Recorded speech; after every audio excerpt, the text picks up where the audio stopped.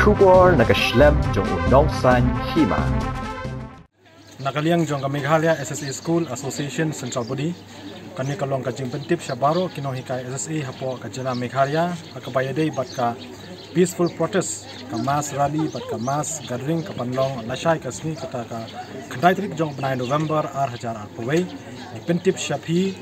ba ka route ka bangin sedang ya ka mass rally kandai nang te na po jing thang briu jayao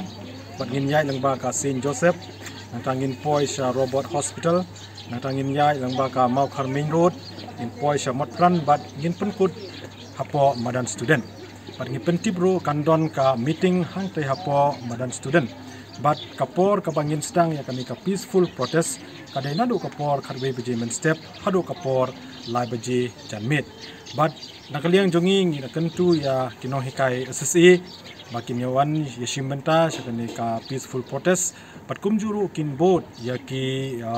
safety protocol ki bala ai da government hakabai dei badu COVID-19